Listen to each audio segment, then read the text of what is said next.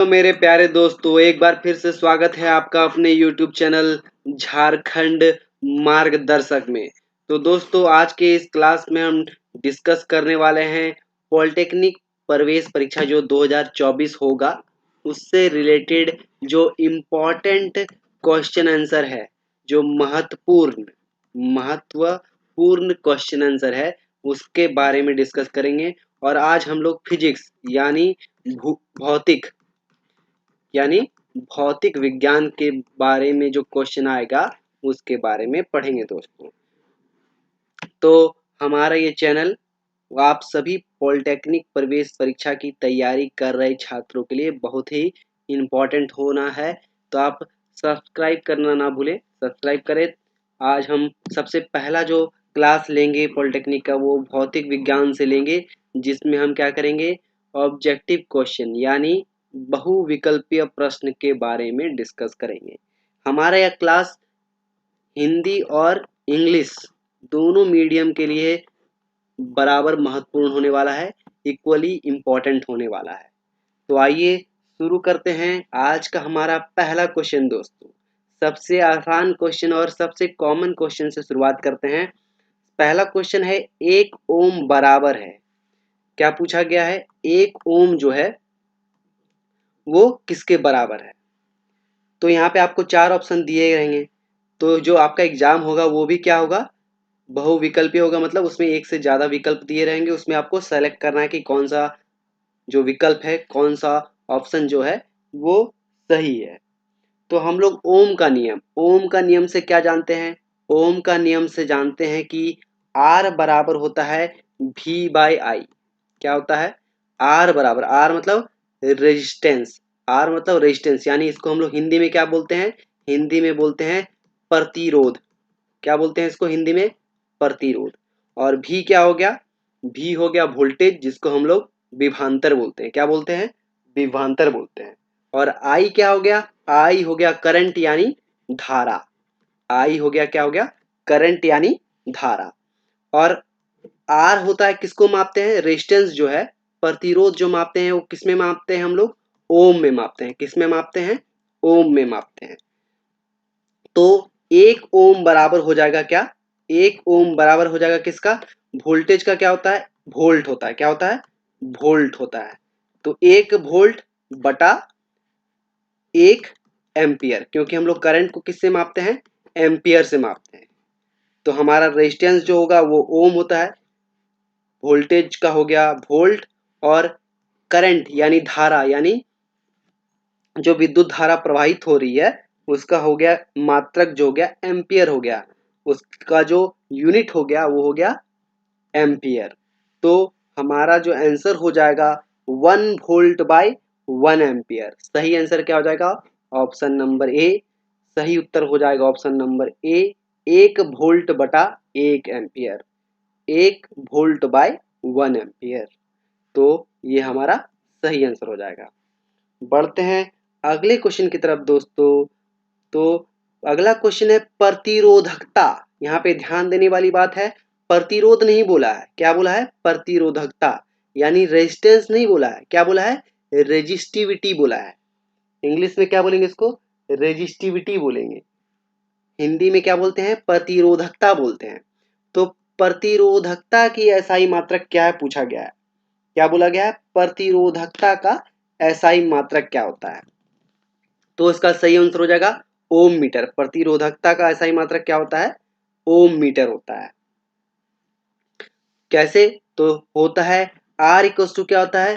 Rho L by ए। क्या होता है? रो एल बाय ए होता है। तो इसका जो मात्रक होगा वो हो जाएगा, क्या हो जाएगा? प्रतिरोधकता का मात्रक, यानी हम इसको रो को लिखेंगे, आर ए को उधर ले जाएंगे तो R into A by L हो जाएगा। क्या हो जाएगा? Rho equals to R into A by L, जहां पे ए क्या है? एरिया ऑफ क्रॉस सेक्शन है, एल क्या है? लेंथ है, यानी ए क्या है? प्रति वर्ग क्षेत्रफल है, एल लंबाई है। तो ये रो जो है वो प्रतिरोधकता है। तो प्रतिरोधकता बराबर क्या हो जाएगा? प्रतिरोधकता हो जाएगा रेजिस्टेंस गुना प्रति यूनिट एरिया, यानी प्रति इकाई क्षेत्रफल बटे लंबाई। तो रो का भी हम लोगों ने जाना आर का क्या होता है, आर का होता है ओम, एरिया का होता है मीटर गुना मीटर, और लंबाई का क्या होता है मात्रक मीटर। तो मीटर मीटर कट जाएगा, सही आंसर हो जाएगा प्रतिरोधकता का सही मात्रक ओम मीटर हो जाएगा।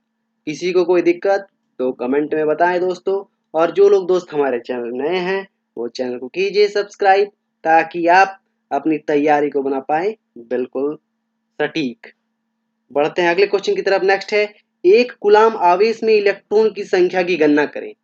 यानी पूछा गया है number of electron in one coulomb unit जो है उसमें कितने नंबर ऑफ इलेक्ट्रॉन होते हैं। वन कूलाम जो चार्ज है, वन कूलाम क्या चार्ज है, तो एक कूलाम में इलेक्ट्रॉन की संख्या की गणना करने के लिए कहा गया है। तो जो एक कूलाम है उसमें कितने होते हैं, उसमें होते हैं 6.25 इंटू 10⁻18। तो हमारा जो आंसर हो जाएगा वो जाएगा ऑप्शन नंबर बी। कितने होते हैं 6.25 इंटू 10⁻18। अब ये कैसे आया दोस्तों, तो इलेक्ट्रॉन की संख्या हम लोग क्या कहते हैं, एन नंबर हो गया इलेक्ट्रॉन की संख्या, एक कूलाम बटे क्या है चार्ज कितना है 1.6 इंटू 10⁻19। चार्ज कितना है, एक इलेक्ट्रॉन जो चार्ज है उसका कितना वैल्यू होता है, उसका वैल्यू होता है 1.6 इंटू 10⁻19। जब इसको आप सॉल्व करेंगे, जब इसको आप हल करेंगे तो आंसर आएगा 6.25 इंटू 10⁻18 इलेक्ट्रॉन। सही उत्तर हो जाएगा 6.25 इंटू 10⁻18 इलेक्ट्रॉन। तो जो लोग दोस्त तैयारी कर रहे हैं, अगर आपका ये ऑप्शन आता है, क्वेश्चन आता है एक कूलाम आवेश में इलेक्ट्रॉन की संख्या की गणना करें, तो सीधा मारिए 6.25 इंटू 10⁻18 इलेक्ट्रॉन। बढ़ते हैं अगले क्वेश्चन की तरफ। नेक्स्ट है, विद्युत शक्ति का 1 वाट किसके बराबर होता है। विद्युत शक्ति का 1 वाट, विद्युत शक्ति को किसमें मापा जाता है, ये भी एक क्वेश्चन आ गया है, यहीं पे क्वेश्चन से क्वेश्चन बन गया।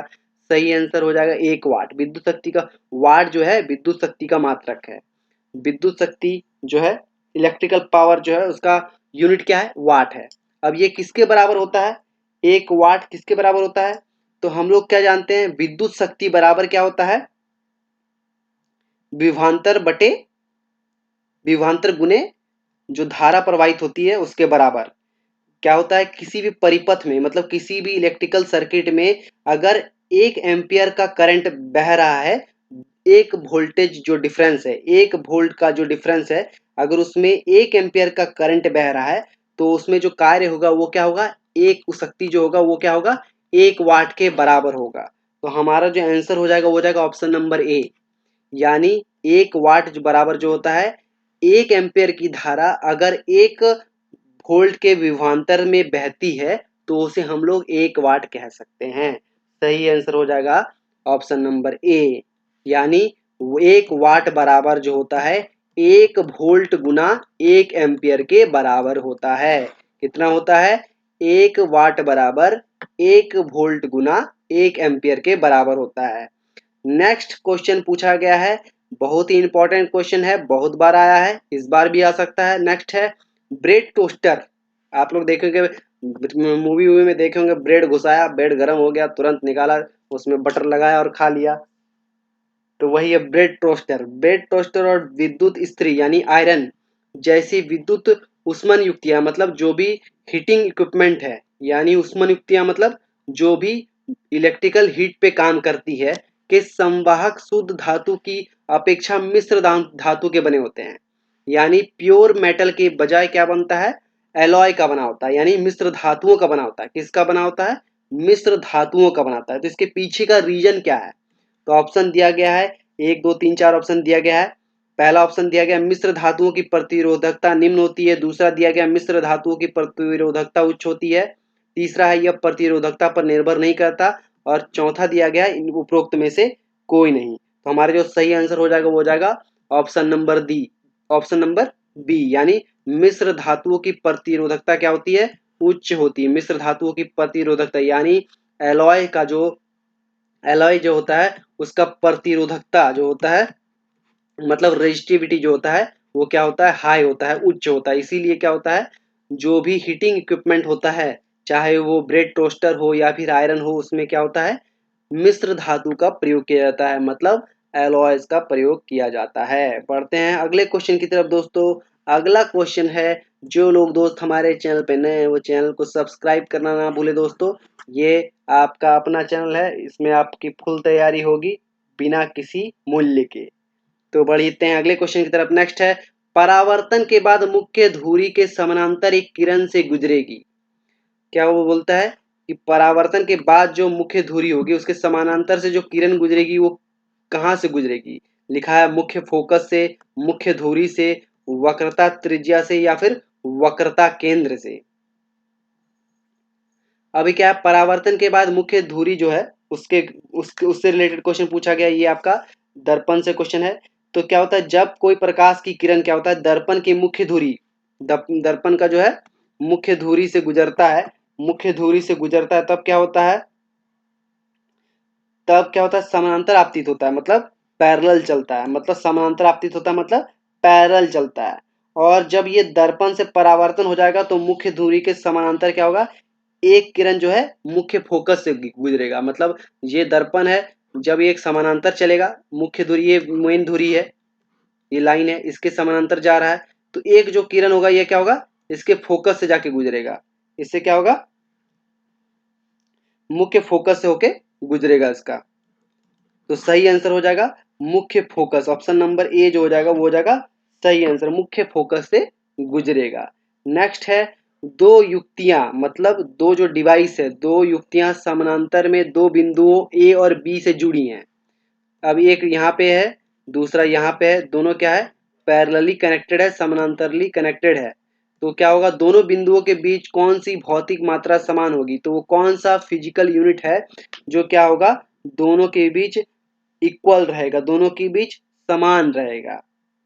इन्हें इसे आपने पढ़ा होगा कि जब किसी भी दो, जैसे मान लीजिए ये 5 वोल्ट का है और ये मान लीजिए 3 वोल्ट का है, जब इसको आप दोनों को आपस में कनेक्ट कर देंगे तो क्या होगा, दोनों का विभवांतर जो है बराबर हो जाएगा, यानी 4-4 वोल्ट का हो जाएगा। क्या हो जाएगा, 4-4 वोल्ट का विभवांतर हो जाएगा।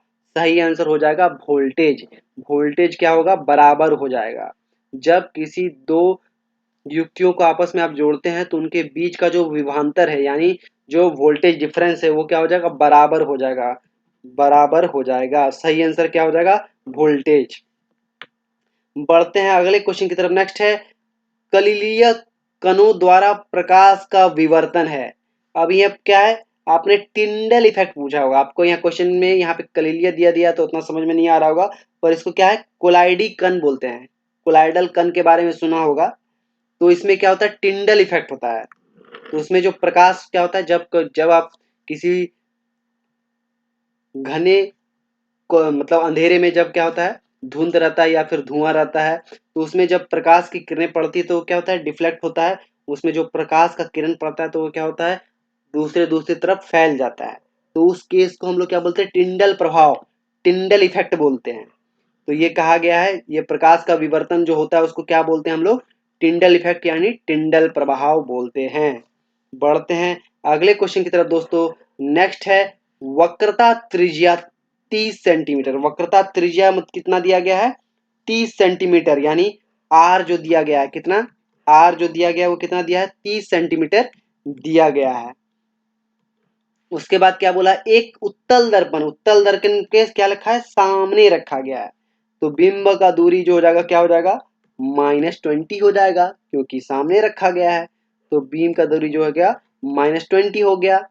और वक्रता जो है उसके सामने रखा है, उत्तल दर्पण के सामने रखेगा, और उसकी वस्तु की ऊंचाई क्या है, 5 सेंटीमीटर है। वस्तु की ऊंचाई कितनी है, 5 सेंटीमीटर है। तो ऑब्जेक्ट की ऊंचाई जो है 5 सेंटीमीटर। तो क्या पूछा गया प्रतिबिंब, यानी जो उसका शैडो बनेगा, उसका जो परछाई बनेगा, उसका ऊंचाई कितना होगा। तो अगर हम इसको दर्पण सूत्र लगाएं, यानी 1/f, दर्पण सूत्र क्या होता है, 1/f equal to 1/v plus 1/u होता है। जब आप इसमें फिट करेंगे तो आपका जो आंसर आएगा वो कितना होगा, सही आंसर हो जाएगा 214 सेंटीमीटर। क्या आएगा, 214 सेंटीमीटर आएगा। बढ़ते हैं अगले क्वेश्चन की तरफ दोस्तों। नेक्स्ट है, वाहनों में लगाए गए पश्च दृष्टि दर्पण द्वारा उत्पन्न आवर्धन है। तो जो वाहनों में, मतलब आप जो व्हीकल है, जो आपकी गाड़ियां हैं, उसमें जो पीछे देखने के लिए जो दर्पण लगाया रहता है, उसका जो आवर्धन है, मतलब उसका मैग्निफिकेशन, आवर्धन मतलब क्या है, कितना मैग्नीफाई करता है, आवर्धन मतलब क्या होता है, मैग्निफिकेशन जो होता है वो कितना होता है। तो उसका सही आंसर हो जाएगा 1 से कम। कितना होता है, 1 से कम होता है। मतलब आप देखेंगे तो वस्तुएं आपको दर्पण में क्या होगी, छोटी दिखाई देंगी, क्योंकि उसका आवर्धन कितना होता है, 1 से कम होता है। वाहनों में लगाए गए पश्च दृष्टि दर्पण द्वारा उत्पन्न आवर्धन जो होता है 1 से कम होता है। सही आंसर हो जाएगा ऑप्शन नंबर ए। बढ़ते हैं अगले क्वेश्चन की तरफ दोस्तों। अगला क्वेश्चन है, रोगियों के दांतों का बड़ा प्रतिबिंब। क्या होता है, जो डॉक्टर रोगियों का दांत देखते हैं तो उसका दांत को देखने के लिए क्या होता है, बड़ा प्रतिबिंब देखना है, मतलब उसका दांत का बड़ा बड़ा फिगर देखना है। दांत में कीड़ा वड़ा लग जाता है तो उसका दांत का बड़ा प्रतिबिंब देखने के लिए दंत चिकित्सकों यानी जो डेंटिस्ट होते हैं उनके द्वारा जो प्रयुक्त दर्पण है वो किस प्रकार का। बहुत ही इंपॉर्टेंट क्वेश्चन है, बार बार आता है, याद रखिए। जो रोगियों जो है, दांत के जो रोगी है उनके लिए जो डेंटिस्ट हैं यानी दंत चिकित्सक हैं, उनके द्वारा कौन सा दर्पण यूज किया जाता है, तो सही आंसर है अवतल दर्पण का यूज किया जाता है। डेंटिस्ट के द्वारा रोगियों का दांत देखने के लिए कौन सा दर्पण यूज किया जाता है, अवतल दर्पण का यूज किया जाता है। बढ़ते हैं अगले क्वेश्चन की तरफ। नेक्स्ट है, एक विद्यार्थी एक उत्तल लेंस का प्रयोग करते हुए एक प्रयोग करता है। वह लेंस के सामने 60 सेंटीमीटर, यहाँ पे ध्यान देने वाली बात है लेंस बोला है। इससे पहला जो क्वेश्चन बनाए थे हम लोग उसमें क्या था, मिरर था यानी दर्पण था, यहाँ पे लेंस है। तो द मिरर का जो फॉर्मूला होता है 1/f=1/b + 1/u होता है। पर जो लेंस का फॉर्मूला होता है वो क्या होता है दोस्तों, 1/f=1/b - 1/u होता है। तो यहाँ पे लेंस दिया गया है, कौन सा लेंस दिया गया है, उत्तल लेंस के बारे में बात किया गया है। तो यहाँ पे बोला गया है कि एक विद्यार्थी, एक स्टूडेंट क्या करता है, उत्तल लेंस का प्रयोग करता है और लेंस के सामने क्या करता है, 60 सेंटीमीटर की दूरी पर वस्तु को रखता है। कितनी दूरी पर, 60 सेंटीमीटर पर। और पाता है कि इस प्रकार बना प्रतिबिंब लेंस के जो पीछे बनता है कितना दूरी पे बनता है, 30 सेंटीमीटर की दूरी पे बनता है। तो लेंस की क्षमता किससे मापी जाती है, तो सही आंसर है डायप्टर। इसका यूनिट क्या है, डी। डायप्टर से मापा जाता है लेंस की क्षमता को। यहाँ पूछा गया लेंस का क्षमता कितना है, तो सबसे पहले तो हमको यूज करना पड़ेगा लेंस फॉर्मूला। लेंस फॉर्मूला क्या होता है, 1/f=1/v - 1/u होता है। तो इसमें हम लोग बैठाएंगे तो जो f का वैल्यू आएगा यानी फोकस का जो वैल्यू आएगा वो क्या आएगा, 20 सेंटीमीटर आएगा। जब आप इसमें वैल्यू बैठाएंगे 1/v और u का, 1/30 - 1/60 ऐसा वैल्यू बैठाएंगे। और यहाँ पे चूंकि ये क्या है, आप लेंस, ये है लेंस के इधर पे रखा गया है तो -60 हो जाएगा। तो -60 हो जाएगा तो यहाँ पे क्या हो जाएगा, 1/30 + 1/60। जब आप इसको सॉल्व करेंगे तो आएगा 3/60। और जब इसको आप सॉल्व करेंगे, हल करेंगे तो 3/60 आएगा यानी 1/20। और फोकस का वैल्यू जो हो जाएगा 20 सेंटीमीटर हो जाएगा। फोकस का वैल्यू कितना हो जाएगा, 20 सेंटीमीटर हो जाएगा। और हम लोगों को क्या पता है, हम लोगों को पता है कि लेंस की जो क्षमता होती है वो डायोप्टर में मापी जाती है। डायोप्टर यानी लेंस की क्षमता, यानी इसको क्या बोलते हैं, पी बोलते हैं। लेंस की क्षमता यानी पी। लेंस की जो क्षमता होती है वो क्या होता है, पी होता है। और पी बराबर होता है 1/f। और ये हमेशा क्या आता है, मीटर में इसको लिखते हैं। तो सबसे पहले 1/20 सेंटीमीटर में बदलने के लिए ऊपर में 100 से गुना कर देंगे इसको। और जब 20 पंचे 100 कटेगा यानी 25 या 100, तो ये क्या आ जाएगा 5D। यानी लेंस की जो क्षमता होगी वो 5 डायोप्टर के बराबर होगी। लेंस की क्षमता डायोप्टर में मापी जाती है। तो इसका सही आंसर हो जाएगा option number C. Option number C जो है इसका सही आंसर हो जाएगा। पीडीएफ के लिए आप हमारे जो टेलीग्राम चैनल है झारखंड मार्गदर्शक, उसमें आप इस क्वेश्चन सेट का पीडीएफ ले सकते हैं। याद रखें दोस्तों, हमारा जो टेलीग्राम चैनल है उसका लिंक भी हम इसमें नीचे में डाल देंगे। उसमें आप इसका क्वेश्चन सेट का जो पीडीएफ है वो वहाँ आपको उपलब्ध मिलेगा बिल्कुल मुफ्त। करना है आपको सिर्फ एक ही काम, करें हमारा चैनल सब्सक्राइब। बढ़ते हैं अगले क्वेश्चन की तरफ दोस्तों, मेरे प्यारे दोस्तों। अगला क्वेश्चन है तरल तालाब। तरल तालाब वास्तविक से कम गहरा दिखाई देता है, इसके लिए निम्नलिखित में से कौन सी परिघटना उत्तरदायी है? बहुत बार देखे होंगे आप लोग, जहाँ पे एकदम क्लीन वाटर रहता है तालाब में, वहां पे आप जब उसका सरफेस देखेंगे तो आपको क्या होता है, कम गहरा दिखाई देता है। ऐसा क्यों होता है? ऐसा इसलिए होता है जब यहाँ से आपका क्या होता है, यहाँ से आपका जो प्रकाश निकलता है वो क्या होता है, मुड़ जाता है। जो क्या है, अभिलंब से क्या होता है, मुड़ जाता है। अभिलंब से क्या होता है, दूर हट जाता है।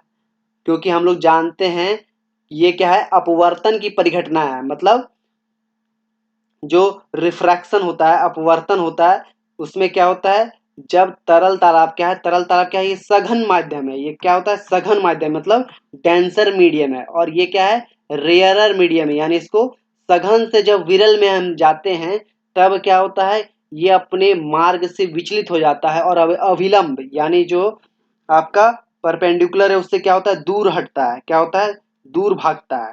तो उससे क्या होता है, हम लोग को तालाब का जो सरफेस है वो क्या उठा हुआ दिखाई, तालाब का जो तली है उस वो क्या होता है, उठा हुआ दिखाई देता है। और ये किस लिए होता है, ये प्रकाश का अपवर्तन की घटना है। क्या याद रखेंगे दोस्तों, प्रकाश के अपवर्तन के कारण जो होता है वो तरल तालाब का जो सरफेस है, जो बॉटम है, वो कम गहरा दिखाई देता है। अपवर्तन की घटना क्या है, जब कभी प्रकाश की किरण एक माध्यम से यानी सघन माध्यम से विरल या विरल से सघन में जाती है तो वो क्या होता है, अपना मार्ग बदलती है।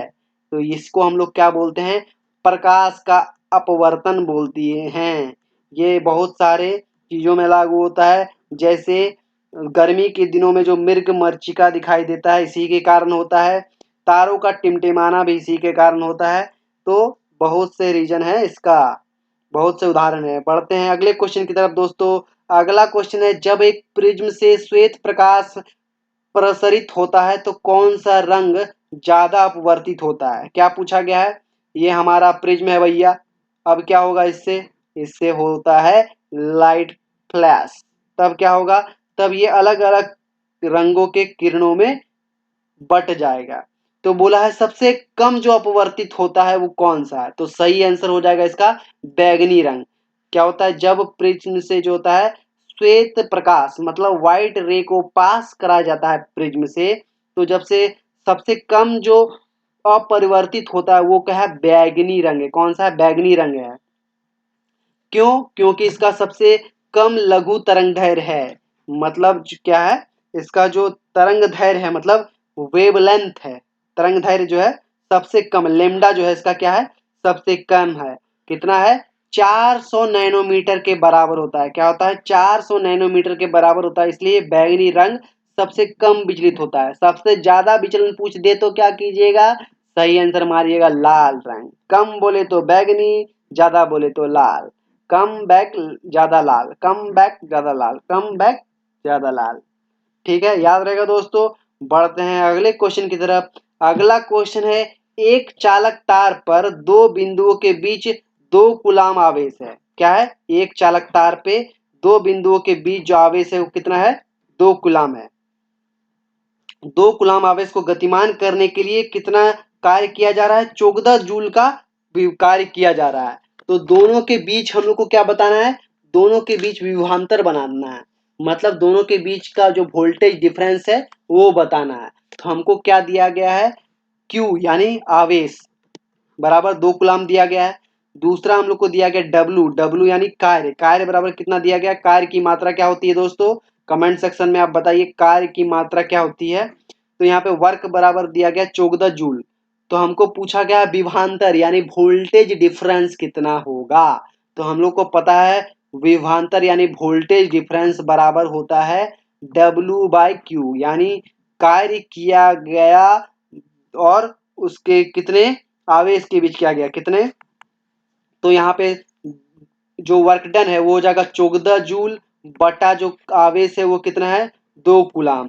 कट के आ जाएगा 7। तो हमारा क्या होगा, 7 वोल्ट आंसर हो जाएगा। सही आंसर हो जाएगा ऑप्शन नंबर सी एक चालक तार पर दो बिंदुओं के बीच 2 कूलाम आवेश अगर गतिमान हो और उस पे 14 जूल का कार्य किया गया हो तो दो बिंदुओं के बीच विभवांतर यानी दो बिंदुओं के बीच जो वोल्टेज डिफरेंस होगा वो कितना होगा, 7 वोल्ट होगा। उसके लिए आपको ये फॉर्मूला याद रखना है, V बराबर यानी विभवांतर बराबर होता है W/Q।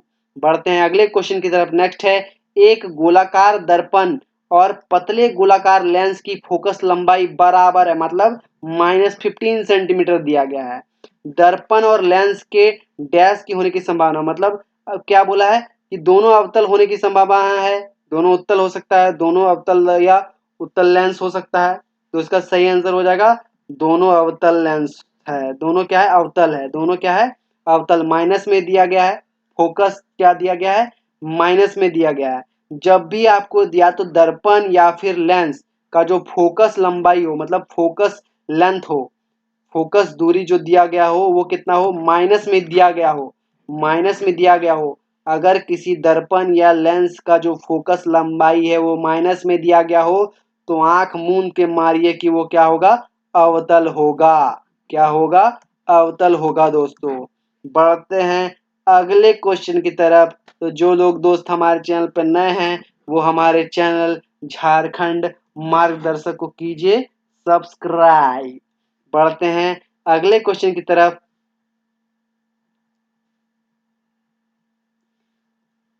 तो मिलते हैं नेक्स्ट वीडियो में, उसमें हम आपको आगे का क्वेश्चन डिस्कस करेंगे।